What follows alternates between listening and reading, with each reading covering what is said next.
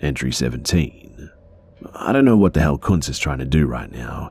He seems to be trying to unshackle himself. I asked him what his plan was supposed to be, given the fact that we're probably over an ocean right now. And he just stared at me with a demented look in his eye. Fucked if I know, man. I can't get locked up here, though. He sputtered. I've heard the stories, man. It makes Paradise X sound like an actual paradise. Admittedly, those words disturbed me. I must admit that I hadn't really thought about where we were going. If civilization was bad here, I can't fathom what the prisons were like. Entry 18. Fuck me, man. Somebody just came in and he's tossing everybody parachutes. What the hell is happening? Entry 19.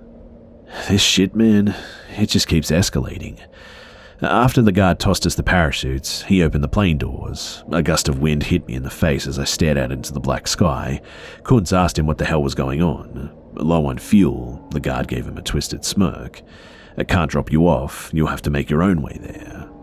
As he started unshackling everybody, 2 other guards soon materialized, rifles trained on us. One of the prisoners tried attacking the guard upon being freed, but was shot quickly, and he was barely acknowledged beyond that. If you jump out in the next 30 seconds, you should hit land, the guard said. And I know what you're thinking. You could escape, huh? Well, there's nobody stopping you, but it's a small island. You don't want to find out what's on it. You got a better shot at survival in the rift. Only slightly, though. I'd later learn that the rift was the unofficial name of the prison. The guard shot me one last smug grin before walking up and unceremoniously pushing me out. I'd gotten my parachute on just in time. He didn't give much warning, and as I looked up, I saw the other prisoners coming down, one by one. As we descended, I tried to scope out the island, trying to form some sort of expectation. He didn't lie. It was small. About the size of a large shopping mall, in fact. There was only one compact concrete structure on the entire landmass. That couldn't be a prison, right? I thought to myself. But there wasn't much time for that. I was coming down fast, and I made a judgment and opened the parachute. I eventually landed in shallow water near the shore. I tried taking a second to compose myself, but that's when I heard splashing behind me. I turned around, expecting another prisoner, but nope. Instead, I was met with a massive large dark tentacles that pierced the water surface, clambering towards me. As I scrambled onto the shore, one of the appendages slammed down just a few inches from me, cracking the land. I made a beeline for the brooding forest in front of me. I'd estimated that I was about a 10-minute walk from the prison. I seriously considered just not going, but then I really thought about it. There was just nowhere to fucking go. I jumped at every little sound as I made my way through the dense black woods, and at one point I could have sworn that I heard a baby crying. As I kept listening, the louder it got, and the more guttural and demonic it got. I got the hell away from that, and later I'd put my hand on a tree while trying to catch my breath, and that was when I felt it move. I pulled away just in time to see what I thought was just a hole materialize of sharp, jagged teeth. About a second later, I looked behind me to see an abnormally large humanoid thing crawling towards me. Its 3 heads moved in a disturbingly erratic manner. Again, I bolted the fuck out of there. Maybe about a minute later, I crashed into somebody. I freaked out at first because who knew what the fuck it was, but then I heard Lauren's voice. She was hysterical. "What the fuck is this place?" She spoke softly but frantically. Unfortunately, there was no time to talk. I could still hear the thing crawling towards us. I just pulled her up and told her to run, and a while later, we stumbled into a clearing where we started getting shot at. "Stop!" a booming voice echoed. I looked up to see people wearing some kind of uniform staring at us in front of the building. This was it. A tall, threatening-looking man wearing what looked like a suit of armor started thundering towards us. I braced myself for the worst, but he just moved past. I looked back to see him sprint up to the creature and start strangling it. A fucking horrific sight it was. During the struggle, he called out to the guards, "They're prisoners, take them in. You saw the plane, you lazy bastards." We were soon ushered into the dull structure. I know this sounds weird, but it honestly looked like a shitty reception lobby. There were a few chairs and tables set up under flickering light bulbs. More guards lined the perimeter of the place, with about 1 in 5 being armored. At the front, there was a small desk manned by some dude with one eye and no eye patch. He sighed and just started typing. Something that surprised me, though, was just how advanced the monitor looked. Given everything that's happened thus far, I really wasn't expecting that. While he did this, the guards searched us for weapons. One of them inspected my journal for a bit, but eventually gave it back to me. They didn't give us uniforms or anything, and after a while, the man behind the desk grunted and signaled towards an elevator to the side. There were about 4 in total. The guards pushed us in, and there were too many buttons to count. They just pressed one near the top, the doors cracked shut, and we began our descent. After what felt like 10 minutes, the doors opened back up, and we were just blasted by a cacophony of harsh sounds. Before this, I'd never really thought about what hell would look like. This prison, though, was probably a pretty good replica. The architecture was pretty similar to that of Alcatraz, if you've ever seen the interior. There were numerous rows of cells stretching upwards, and then I looked down at what appeared to be a black endless fissure, and it seemed like the deeper it got, the less lights were present. The most horrific screams came from the cells way below us that were nearly submerged in the darkness. The guards led us down the corridor, and I could see how scared Lauren was. But there wasn't really anything that I could do to comfort her at this point. I took a look into the cells that I passed by. Most of the other prisoners looked human. Some I couldn't really tell, and at one point I saw Kunz being escorted from the opposite corridor. We made eye contact for a second. His demeanor was a mixture of pissed off and terrified. The guards eventually pushed us into a small room and closed the bars behind us. And that's when I took a look around. There were 2 bunk beds, but the sheets looked dirty as hell and were stained crimson. So were the concrete walls. To be honest, I didn't expect much better. I have to say, I did breathe a sigh of relief when I saw a toilet and a small sink. There were 2 other people in there, both men. I guess gender separation wasn't really a thing, but to be fair, I don't really see how they could accomplish that in a place like this. One of the guys suddenly sat up in bed. I didn't know what to expect from the people here, so I was ready to take action if he tried to touch Lauren, but he just smiled at us. A big, toothy yellow grin.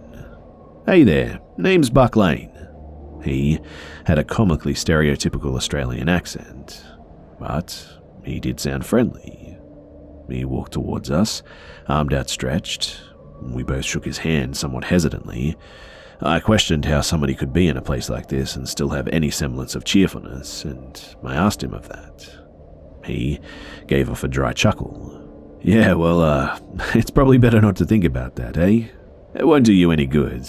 That's how people go crazy in here. They think about things too much. I mean, really, what the hell is consciousness even?" He laughed again. Then his expression went a bit more serious. But then again, maybe I'm already there. I didn't really know how to respond to that, so I just nodded. I'd noticed that the other guy hadn't even acknowledged us. I guess Buck noticed me staring because he chimed in. "Oh, don't worry about him. He's harmless. We're gone far off the deep end, though. I mean, just look at the shitty writes on the walls." I brought my gaze over to the wall near his bed. Sure enough, it was covered in writing. I saw a few lines like, "Corruption engaged, there is no future," before I just looked away. He did have a mountain of pencils lying near his bed, though. Mine was taken away earlier, so I asked him if I could take one, but was met with no response. I took it as a yes, and we talked to Buck some more, and as it turns out, he was also from Earth. But he didn't seem so surprised when we told him that we were as well. "Yeah, it's more common than you may think," he stated. "People go missing in planes all the time. Where do you think they end up? Here, whatever this place is." Hearing that gave me chills. For some regular commercial airline passenger going on vacation, only to end up here? That must be terrifying. Apparently, Buck was the sole survivor of a crashed plane headed to Amsterdam. "Yeah, weed and hookers, mate," he said. "That's where I thought I was headed." His plane crash landed on what seemed to have been a stone desert. He walked for days, eating peanuts before he finally stumbled upon a civilization. Yeah, they were some strange fuckers, he went on. Looks like weird rock people. I can't even describe it. He ended up flipping shit at the sight of them and just ran away. Apparently, they took this as a threat for some reason, captured him and put him into a small cage. He stayed there for days, eating strange bugs that they served him before getting loaded onto a plane and transported here.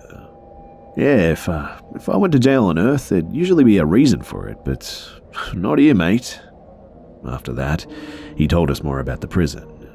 From what we gathered, it was pretty much a global clusterfuck of an institution. Individuals were brought here from pretty much everywhere. This place was also absolutely massive. The ghost hazard wasn't the only entrance, but there were others as well. And also, the more dangerous a prisoner is considered, the closer their cell was to the bottom. This is fucking insane. For food, twice a day, guards would bring around what Buck referred to as nutrition blocks. I'm staring at one right now. It looks terribly similar to the energy bars Kuntz was eating at Paradise X. Safe to say, I have no appetite right now.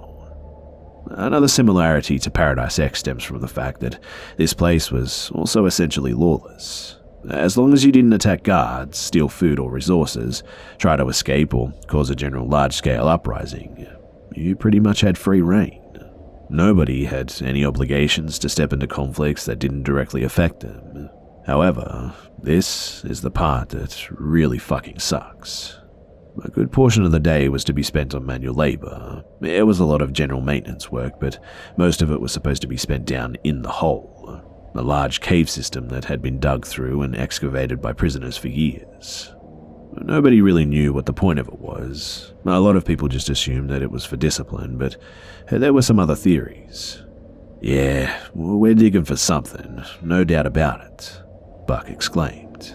One theory was that the warden, the individual who ran this place, was obsessed with finding something called the Neo Grail. Supposedly, sometime during the timeline's history, the original Holy Grail was corrupted by a powerful demonic entity during some kind of Armageddon. That was the reason why this world went to shit. However, the warden believed that this wasn't the end of it. He'd studied various ancient books and scriptures and had come to the conclusion that there was another grail hidden somewhere in the vicinity of the prison. That was why he went about building the place. When the Neo Grail was finally uncovered by a holy man like himself, the world would revert back to peace. But this was only one theory. Some think that the warden has more sinister aspirations, that he's actually trying to start Armageddon himself. Speaking of the warden too, his history is just shrouded in enigma. Nobody really knows where the hell he came from. He has a large office on the surface of one of the island entrances, but rarely comes down to the actual prison. There were a few alleged descriptions of his appearance, however. Not so long ago, there was a large insurgence around the lower levels, but people were going insane down there, and eventually a large enough group was formed to the extent where they decided that they were a tangible enough threat to the guards. They started rioting, working up the levels, trying to get to the surface. Eventually, it was deemed enough of an emergency that the warden needed to be called. This was allegedly a pretty big deal. As the story goes, he came down to the lower floors himself, completely unarmed, and took out the insurgency single-handedly. According to the people that saw him, he was extremely tall, maybe around 8'5". He wore a large trench coat with religious symbols stitched all over it. And then there were his eyes. And this was contested, but they were allegedly pitch black, lifeless. And along with that, he looked young in appearance, despite the fact that he'd been around for such a long fucking time. Also, nobody knew where the source of his strength came from. He could pick up a 200-pound man with one arm and just throw him aside with ease. Upon being stabbed, the metal of the blade would just break off in his skin. Some people thought that he was the devil incarnate. After that, the theory about him being somebody trying to return peace to the world became a lot less popular, especially after what happened next. What lurked at the absolute bottom of the prison was a mystery, with there being no lights down there and all. However, the survivors of the uprising were given a chance to know. Instead of all of them being executed, they were given a different punishment. They were lowered by rope into the dark crevasse. They screamed like hell, and most of them tried committing suicide. They stayed down there for about a minute before being brought back up. Buck witnessed this firsthand. He said that he could hear indescribable, just animalistic sounds emanating from below. It was a horrific sight when they brought them back up. They were deformed, but not in the traditional sense either. Some of them had strange-looking limbs growing out of their legs, some had sprouted eyes on their arms, and some had no semblance of human features at all. I would try escaping, Buck told us, but you can probably see why that's not about to happen, right, mate? For the first time, his cheery expression dropped. It's as if he just reminded himself of how bad the situation really was. But I had to know one more thing. Well, how long are we here for? I asked him. I was scared as hell for the response. None of the guards had even said a word to us about this. And Buck just sighed. Well, I've never seen anybody leave, mate. Couldn't tell ya. But, don't worry about it, man. She'll be right. There was no confidence in his voice. I know that he doesn't believe that. I can hear guards opening up the cell doors next to us. Buck said that it's time to go into the hole. The workday was apparently starting. But here's the thing. There is no way in hell that I'm about to stay in this place. I will find a way out, even if it kills me.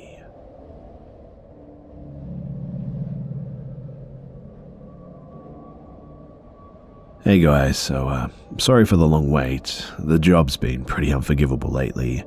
I really had to focus on it the past week. However, I'll admit that it's been hard to do that, especially after reading the next few entries of Clint's journal, because this shit just keeps getting crazier. Entry 19. It's been 1 month and I'm already sick of this fucking place. It's hard to find motivation to even write, and I thought that I'd give it a chance today. I gotta hold on to some semblance of sanity somehow. The rules here are just fucked. If the guards catch you sitting down more than once while you're mining in the hole, you get pistol whipped. If you can't physically work anymore, then you get dragged away and dropped down a shaft. Strangely enough, though, it doesn't even look like they want to do it. I think that they're just scared of something. Scared of the warden, maybe? Following the days where we make slow progress, well, we'll usually be met with a new set of guards. And who the hell knows what happens to the old ones? Well, I may have one idea, but whatever.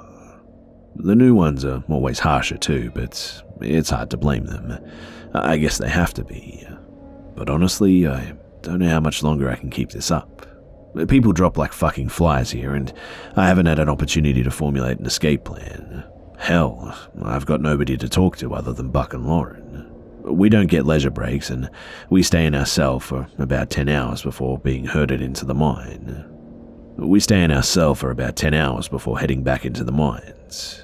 This is bad, guys, but we'll see what happens, I guess. Entry 20. It's been around 7 months now. I'm not counting. Buck is. Says that it's his hobby, and I guess there's nothing else to do. I'm pretty much sleeping whenever I'm not working. At least they're not starving us, I suppose. The energy bars aren't bad, actually. But I'd rather not think about what they're made out of, though. Still, nothing's fucking changed. I don't know what to do. It seems like the last revolution's made everybody complacent, and nobody's willing to take a chance anymore. Well, almost nobody. 2 new guys were assigned to our section of the hole today. I eavesdropped on a conversation the guards were having about why they were there. I heard the word genocide drop a couple of times. Yeah, they were crazy fuckers. As soon as they stepped foot into the working grounds, they went after the guards. Using only their pickaxes, they managed to massacre most of them before finally being shot down. This was an opportunity, obviously, but nobody took it. I guess everybody thought that there was just no chance of getting out, even if we did manage to take out all the guards. But to be honest, I'm kind of starting to understand them as well. I don't want to think about it, but if my plan is to come to fruition, then we're going to need to face the warden at some point or another. Based off the stories, that sounds like a fucking nightmare. Entry 21. It's been about 2 years since that last entry. I have to say that it's been pretty rough as well. I've had no motivation to fucking write anything down. I've teetered between bouts of depression and unresolved motivation. I don't think Lauren said anything in months. She just kind of sits around now with a glazed look in her eyes. Just a corporeal shell of herself, and I can't do anything about it. Buck's the same, although I'm really starting to question his own sanity. There were a couple more work incidences, just a couple of guards and prisoners killing each other here and there. In spite of that too, more and more prisoners seem to be piling in. The mines are starting to get crowded as well. A lot of the newbies claim that they didn't even do anything, that the whole system's corrupt, and I believe them. Morality seems to go out the window here, but something happened recently. One of the guys who worked near me, Jackman, actually found something. And apparently, it's what we've been digging for this whole time. You see, one of the few rules here is that if we find something that isn't pure rock, we were supposed to hand it over to the guards. Usually, there would be no way around this. They checked all of our pockets before we were done our shifts.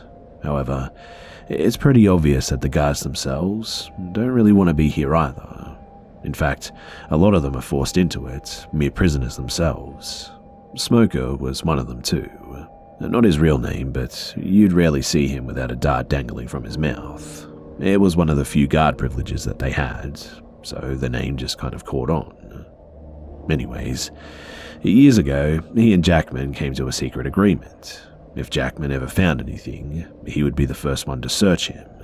Because you see, Smoker had inside knowledge, being here for decades. He knows what they're digging for and why the hell this prison even exists, all that shit. And he doesn't want to have any part of it anymore, but he can't leave. I started talking to Jackman a few weeks ago. We worked so close to each other that we'd sneak in conversations whenever the guards were out of earshot. Eventually, we both came to the conclusion that we were after the same thing: freedom. Albeit, Jackman's been here much longer than I have. He's a bit hungrier, also a bit more unafraid of death. He was getting out of here no matter what. He told me about this alliance with Smoker and what the hell we were actually looking for. And they were called Imperium shards. Small, dense, white crystals that, upon cutting yourself with, would make you invincible for about 15 minutes. Keep in mind, they don't make you stronger, just impossible to kill. Enough of these could turn a mediocre standing army into a complete empire, and that was what the warden was after. He wasn't planning on running the prison forever. No, he wanted more. And that's why he forced us all to dig for 14 hours a day. But here's the thing. The warden only knows the general location of where the clusters of these crystals are supposed to naturally occur, and Jackman actually knows where to find them. Before he'd been locked up, he was an excavation leader on a mineral-rich island. And that was before something called Neo-Civitas came and ruined this whole operation, sending him there. Yeah, they killed my whole team, he told me. But instead of taking me with them, they sent me here as a fuck you to anybody trying to take the resources that they think belong to them. And that's all of it. He was nearly foaming at the mouth as he said it. Yeah, well, I'll show these fuckers. I'll make them wish they killed me. Jackman knew how to mine, probably more than anybody else in the entire prison, in fact. That was how he caught the eye of the Smoker. He wasn't digging at random like everybody else. He actually had a strategy, and a few days ago, he struck gold. He found a few crystals. After the shift ended, Smoker pretended to search him, and after that, he went to his cell where he started a stockpile. He was in one of the older single-capacity ones, so he didn't have to worry about people snooping around. He hid them in a discreet hole in the wall. We've been finding more and more every day. I've been storing some in my cell as well. I don't see Buck or Lauren selling me out, and the other guy's insane, so whatever. I must admit that I was a bit skeptical, though. The crystals that made you invincible does seem like a bit of an outlandish idea.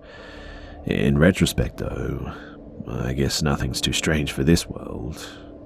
So I tried it on myself. I made a small cut on my shoulder and waited a few minutes. After that, I tried stabbing my hand with a pencil. Safe to say, it actually works.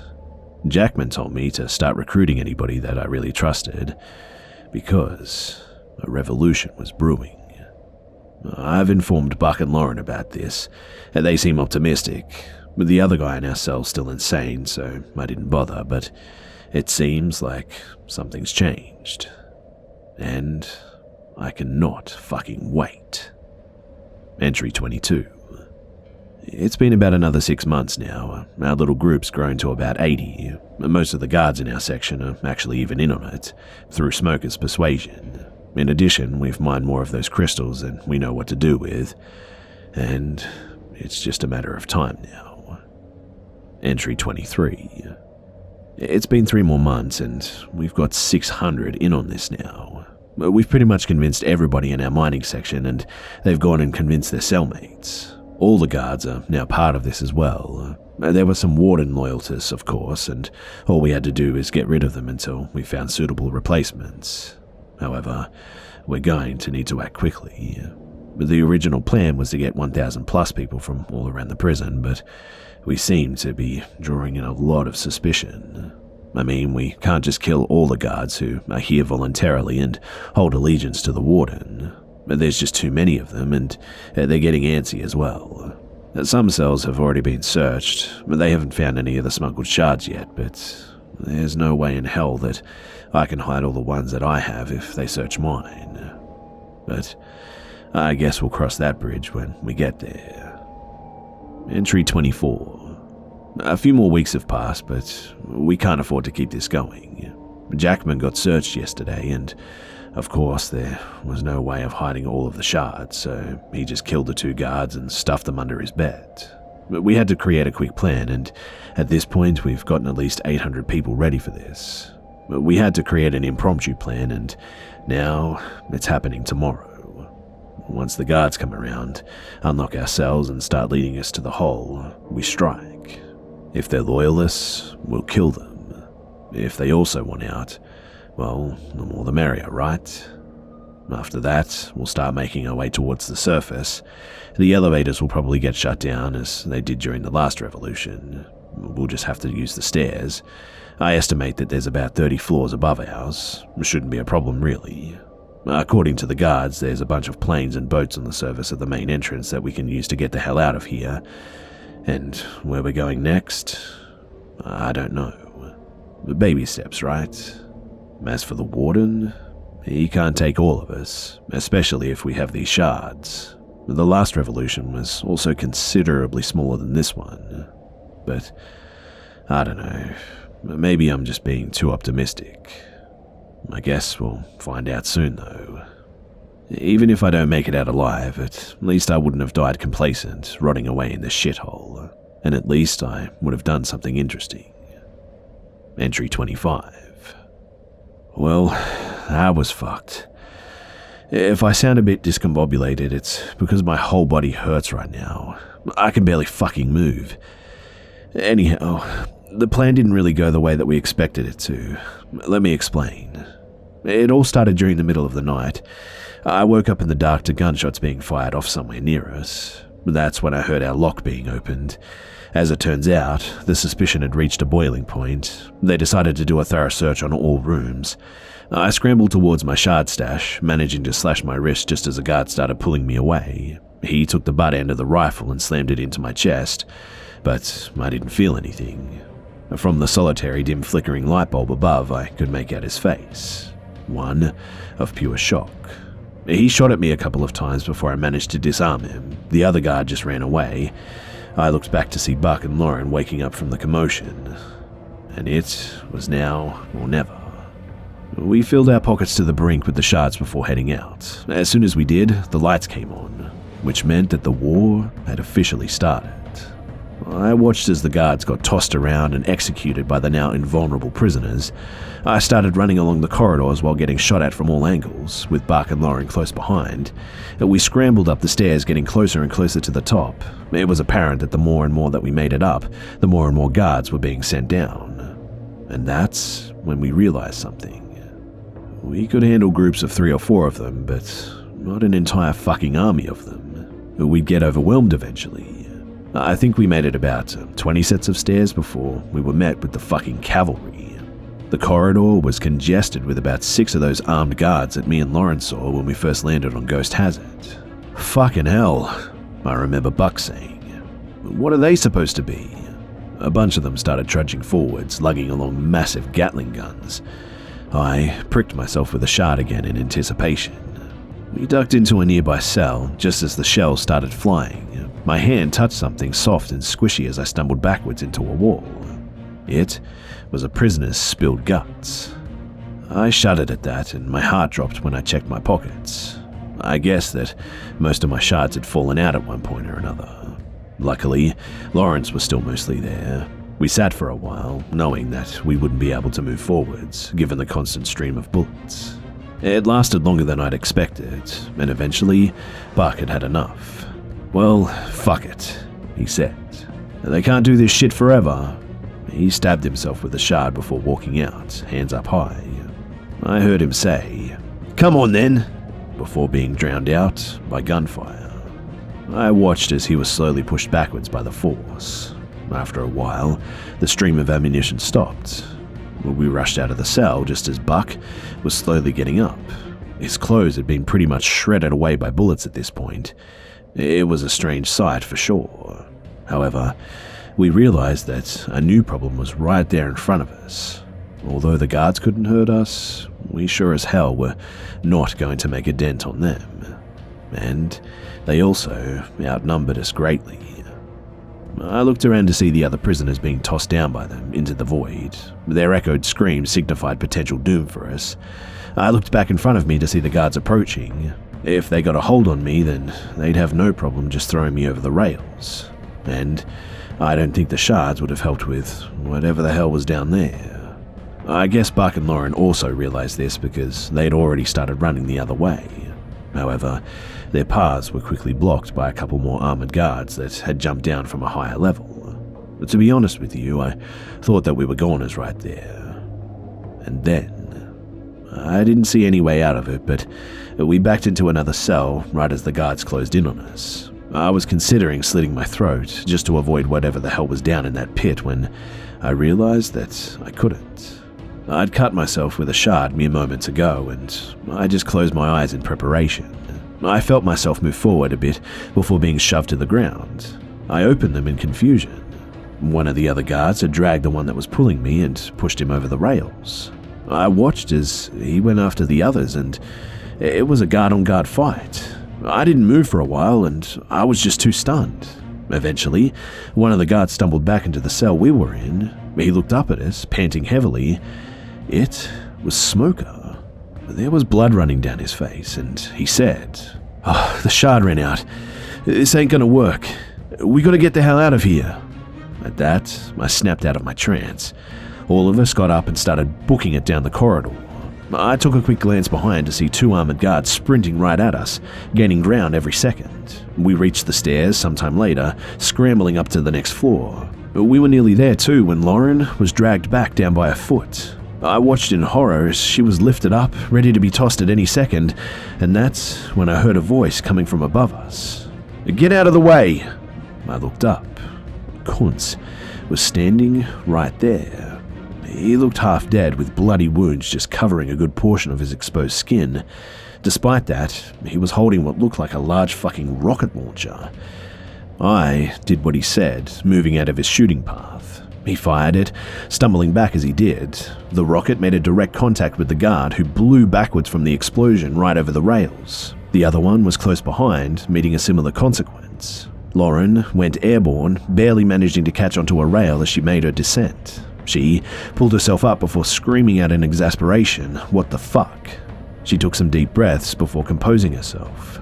We looked back up at Kunz, and he just gave us a bloody smile.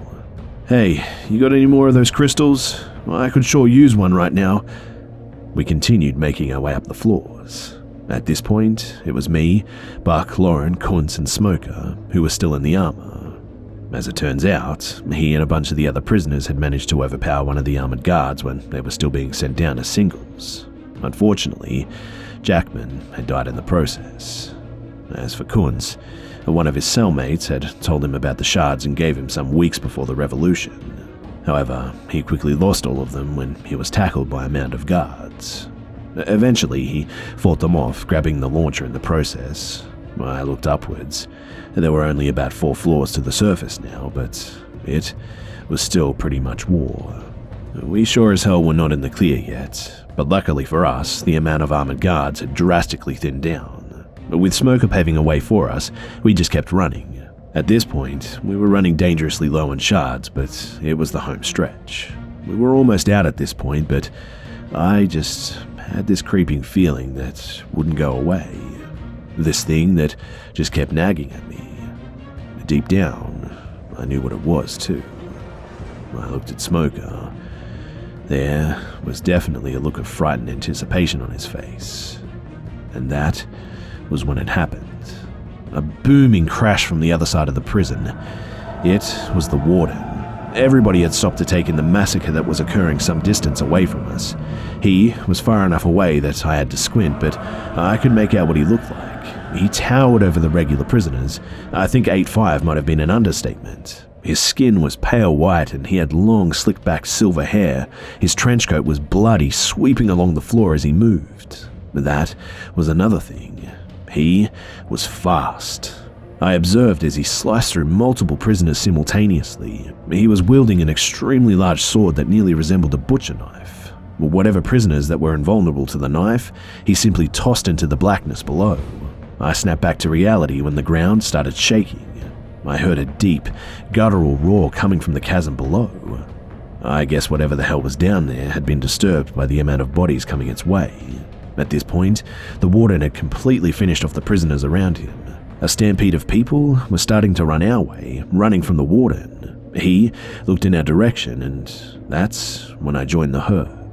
I made a beeline for the next stairway, pushing others out of the way as I did. As I started making my way up, I heard another loud crash and the subsequent sounds of the slaughter that were too close for comfort. I took a quick glance back. The warden was maybe 10 meters away from me now. He was probably 20 times that distance just seconds ago. And that's when I got a good look at his eyes. You see, they weren't pure black like everybody said they were. They were dark for sure, but there was also something else.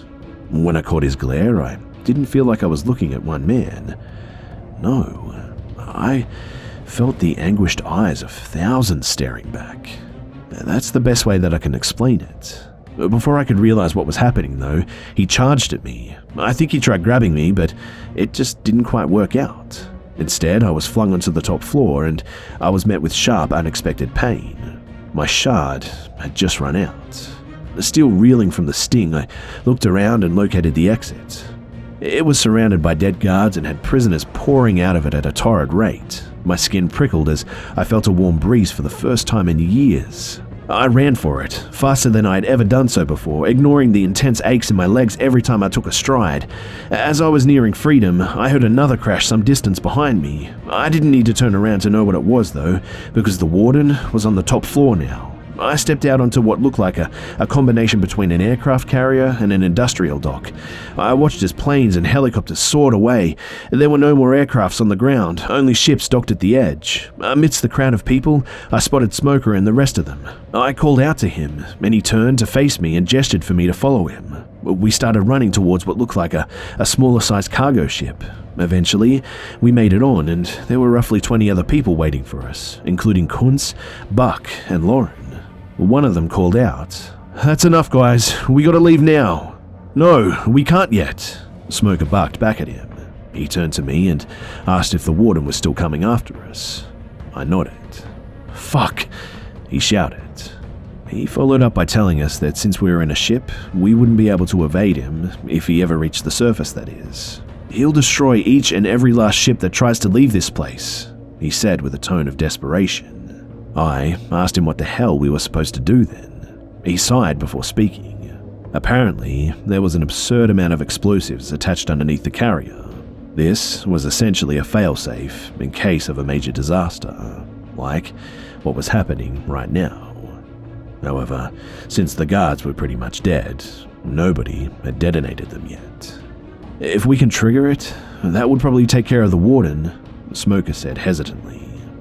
I asked him how we were supposed to do that, and he pointed to a large bag of small objects resembling futuristic grenades.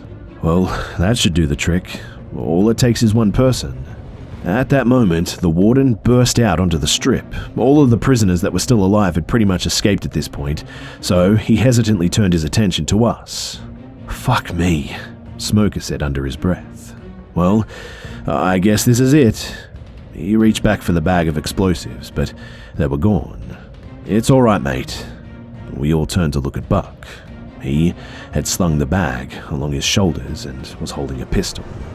"I was never much back on Earth, you know." He grinned at us.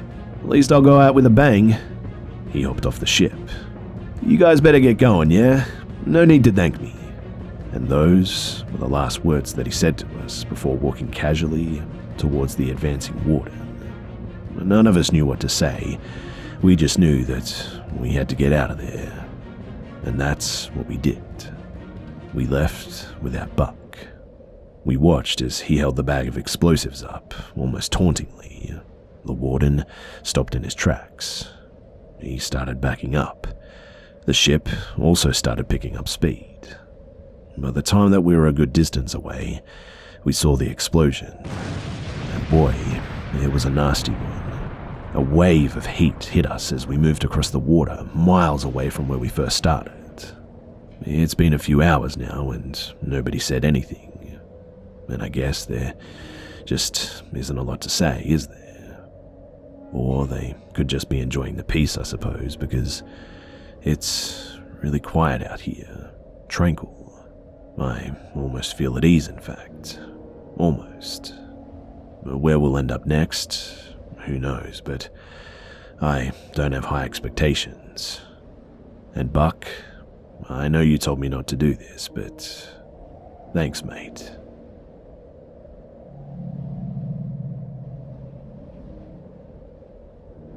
Entry 26. I've never really liked the ocean, the vast, empty nothingness that just spans out into an apparent infinity. It's one of the few concepts that's always really bothered me over the years, but I've never known how bad it could really be. That is, until now.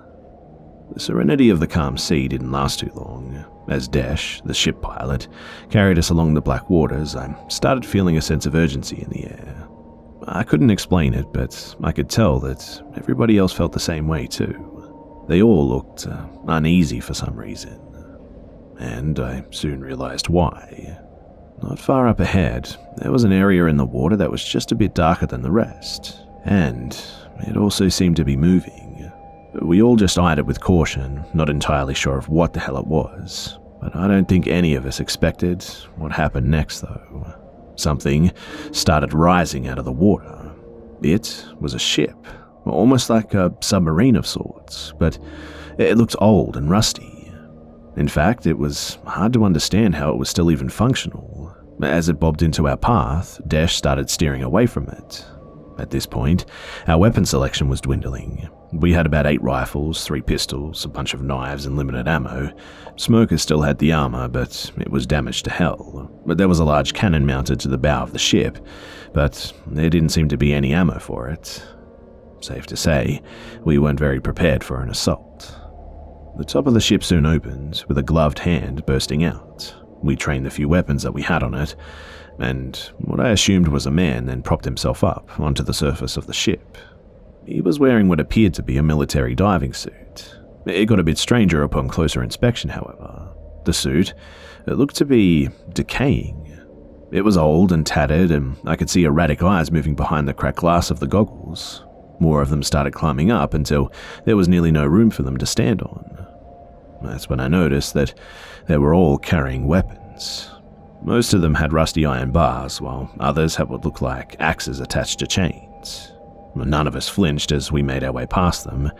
We weren't really sure what to do, in all honesty. As we moved parallel to their ship, they dived into the water and started swimming towards us. We shot at them, but the bullets didn't seem to slow them down, even though I could see them penetrate their suits, releasing bursts of black liquid into the ocean. We soon lost sight of them as they swam underneath us. It only took me a second to realize what was going to happen next. I cut myself with a shard as I began to hear the sounds of something scaling the sides of the ship. Gunshots and screams soon filled the air. These things had made their way onto the deck. I watched as people threw everything they had at these marine nightmares. They shot, stabbed, and kicked at these things to no avail. I turned around upon seeing an axe bounce off of my arm. I took a knife and stabbed my assailant up and through the chin. That's when I looked into his eyes, and they were a deep blue and didn't look any less human than mine. But I knew that they weren't. At least not anymore. I pulled the blade out as it kept stumbling forwards, advancing towards me. That's when I decided to take drastic measures. I tackled it to the ground and plunged the knife into its back. I felt the revolting texture of just soft, decaying flesh as I cut my way around, eventually decapitating it. The body went limp, but the head was still twitching. As I picked up the head in preparation to toss it overboard, I saw the eyes blink at me. I honestly would have felt something if they weren't so cold, lifeless, devoid of any soul. I turned my attention back to the rest of the action. Even though there were about 7 lifeless human bodies on the ground, the assault had pretty much been quelled. I watched as Kunz took the blunt end of the rifle and smashed it into one of those creatures' faces, pummeling it into an unrecognizable pile of glass and black and rotten flesh. Eventually, we'd incapacitated and threw them all overboard. Again, we all just remained silent for a while because that shit was horrifying. The silence was soon broken by Desh, though, letting out an anguished cry. He was holding his firearm, which was cut open, but here's the bad news. A bit of the black blood that came from these things had seeped into it. Now, he was the only one who knew how to steer this ship, so this was not good. We rushed him inside and quickly located what looked like an aid kit. Kunz took out a bottle of clear liquid and gave it a whiff before dumping it into the cut. Desh cried out again, and that's when Smoker stepped in. "No, I know what these things are," he vocalized with a horrified expression on his face. "Listen, we need to cut it off before it spreads." We hesitated. Desh's eyes widened in intense fear. Smoker just looked at him. "Trust me." Desh sighed loudly. Fuck it. As we made the amputation, I was starting to get afraid of Desh's screams attracting other things out in the ocean. We sterilized the severed limb before cauterizing it with a blowtorch. After about an hour, Desh claimed that he was ready to go again. But we fished a flask out of his jacket pocket and took several large swigs. "Took it from the warden's office," he said. "I was going to share it, but fuck it." After that, we sailed for some more hours on end. At one point, a heavy fog started materializing around us.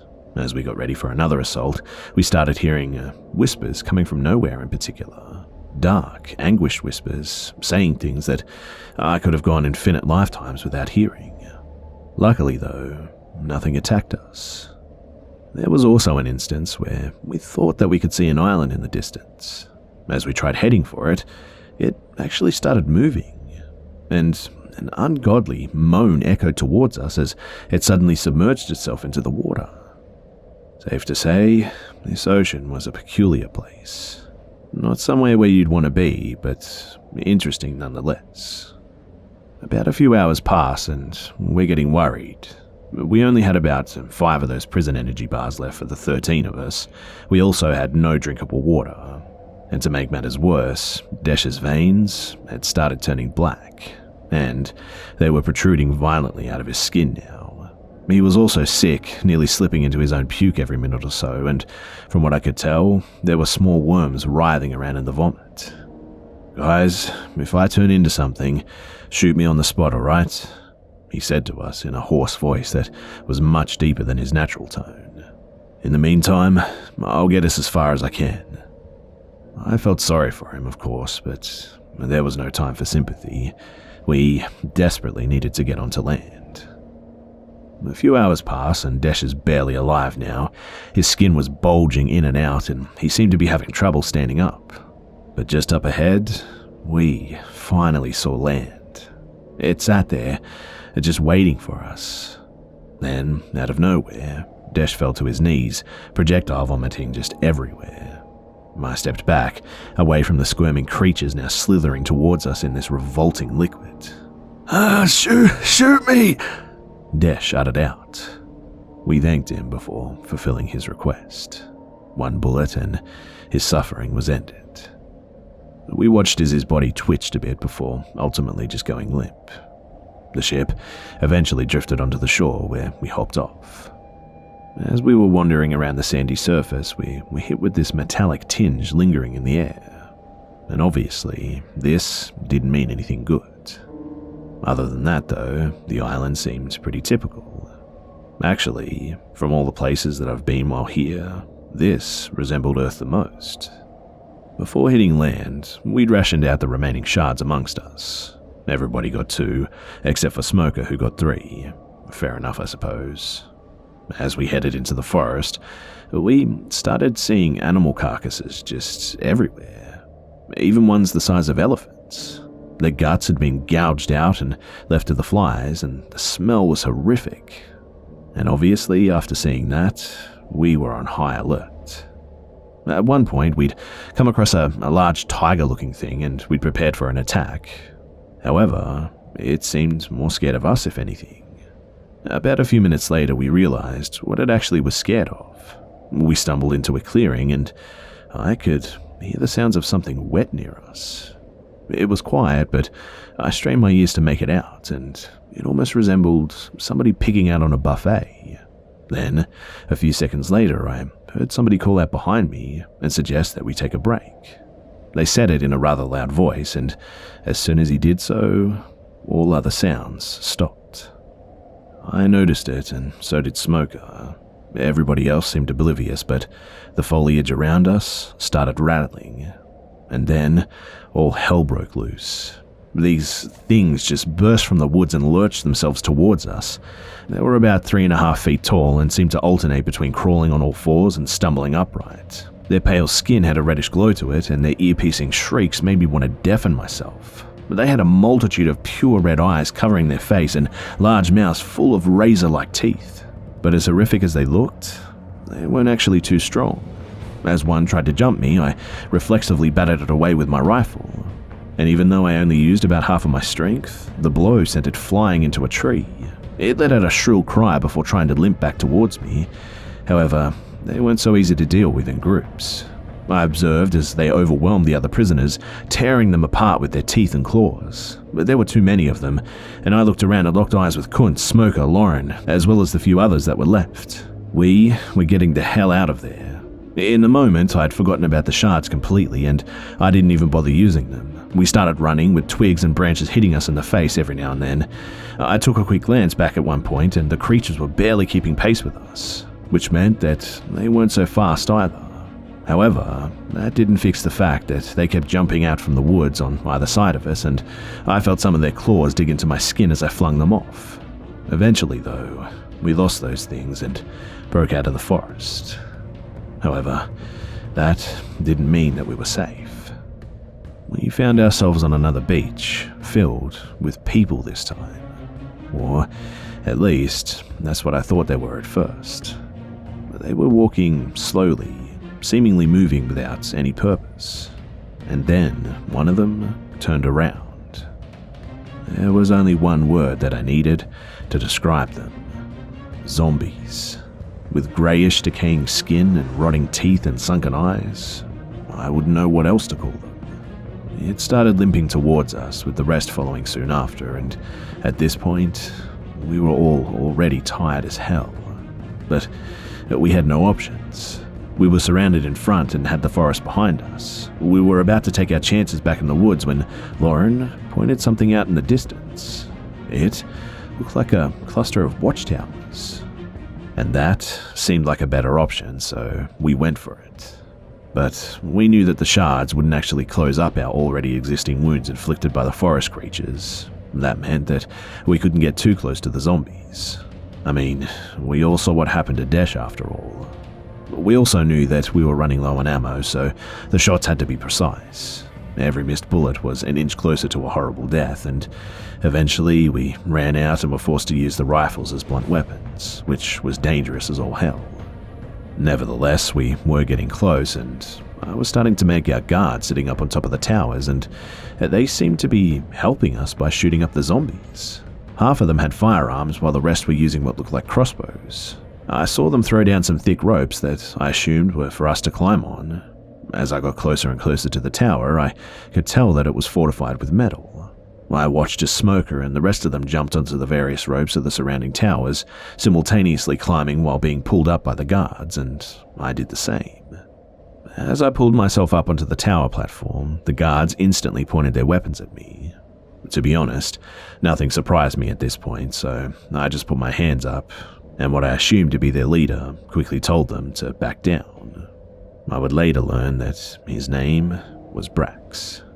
"We don't know if it's one of them or not," another guard argued, still pointing the crossbow right at my forehead. Brax just scoffed.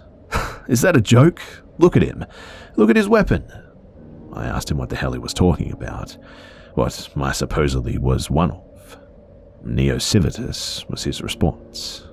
Jackman had also mentioned them while I was in the prison. However, I didn't really feel like asking questions, so I didn't pursue it. Still haven't, actually. After that, though, I looked down at the ground. The zombies were all gathered around at the bottom of the tower, making futile attempts to climb it. As I turned back around, Brax tossed me a padded vest and some forearm guards. "Well, you want to stay here, you gotta work." He gave me a toothy grin. "Welcome to Dead Man's Land." That was the official name of the island. I looked around the tower that I was in, seeing beds and a water basin set up, and then I looked over at the other towers. Kunz waved at me from one of them, and that's when I really got a sense of the scope of this place. All of them were connected by narrow bridges that the guards used to get around and communicate with each other. And there were a lot more than I'd originally made out. There weren't only towers either. I also saw moderate-sized buildings and small houses propped upwards by metal support beams as well. And again, they were all connected. It was like a town, elevated away from the horrors on the ground. But that's all I'm going to write for now, guys, because today's just been an absolute shit show. Brax told me that I'm on guard duty tomorrow, and that's in about 4 hours, so I need some rest. G'day mates, it's Busta here. I hope you guys enjoyed the video, and if you would like to help me out, then please go ahead and watch another video by clicking on a card on the screen. As always guys, thanks for all the love and support, and I'll see you mates in the next one.